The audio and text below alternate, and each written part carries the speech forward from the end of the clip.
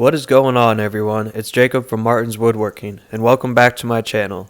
In today's video, I'm going to show you how I made this concrete entryway bench with shoe storage. I first began this project by breaking down melamine for the concrete mold. I'm using melamine because it has a smooth, slick surface and the concrete will not stick to the melamine.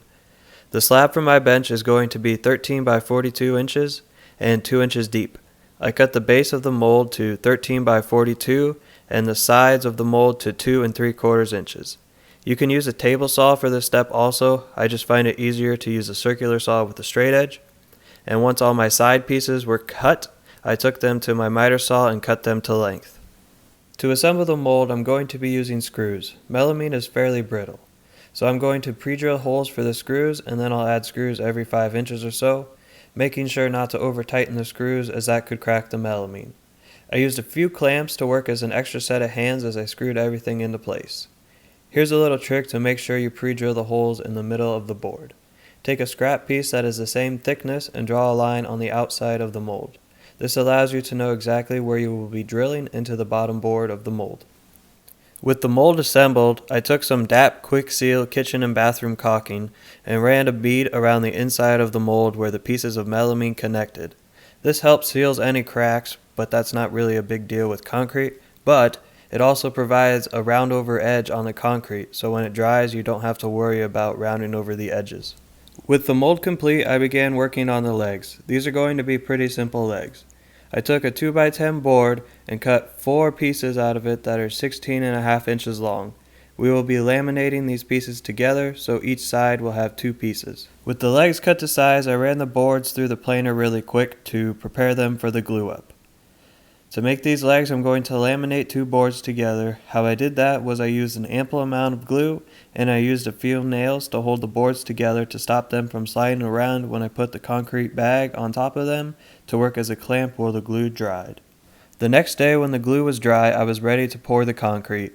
I made sure my mold was level before I started mixing the concrete.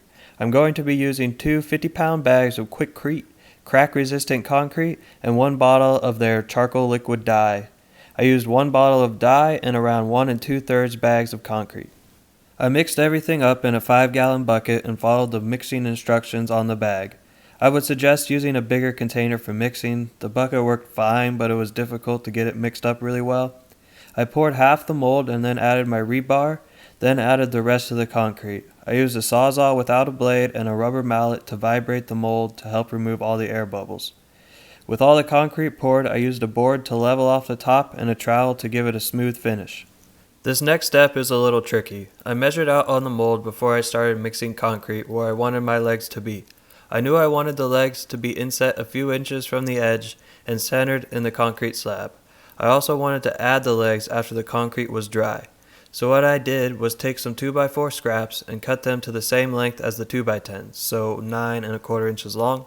I wrapped those 2x4s in clear book tape and pushed them into the concrete mold approximately 3/4 of an inch deep. I drew a line on those boards so I knew how far down to push them.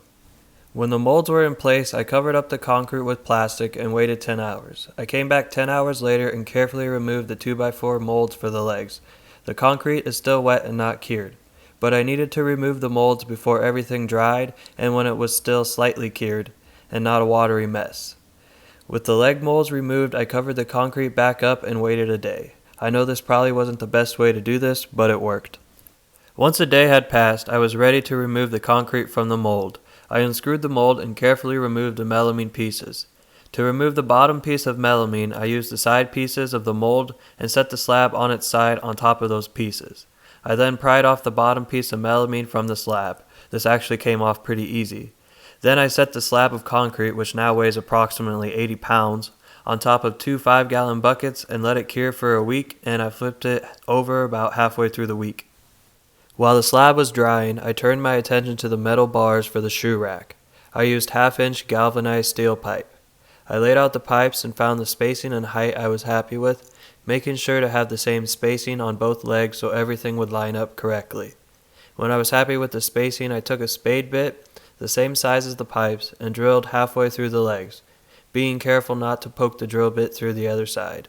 I used blue tape on the drill bit to give myself a guide for consistent depth. I cut the pipes to size using a metal chop saw because I had access to one, but a sawzall with a metal blade or a grinder with a metal cutoff wheel would both also work great for this.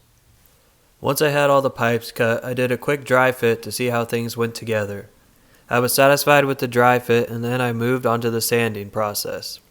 I sanded down the legs, but I had also added some caulking where the seams were from laminating the two 2x10s before I sanded, and I did this because I wanted to make it look like the legs were just one piece of wood. After sanding, I made sure to remove the sawdust and I began the painting process. I did 2 coats of paint and a touch-up coat once everything was assembled and put into place. I picked this blue color and I really like how it looks with the charcoal concrete. To attach the legs to the concrete, I used Loctite Power Grab all-purpose interior construction adhesive. I put the adhesive on the concrete itself and dropped the legs into place, applying some pressure with the bench upside down as shown here on the buckets. When I felt like the adhesive was tacking up, I flipped the bench onto its legs and let the slab provide the weight to hold everything in place as the adhesive dried completely. And finally, when the concrete was cured completely and the adhesive was dry, I did a quick touch-up coat of paint and wiped the concrete down with a wet towel to clean it off. I didn't apply any kind of sealer. I'm pretty happy with how my first concrete project turned out. It wasn't perfect, but that's okay. I'm always learning from my builds and I'm excited to try a new concrete project in the future. Thank you for watching and consider subscribing if you haven't yet. And please check out some of my other videos. Till next time.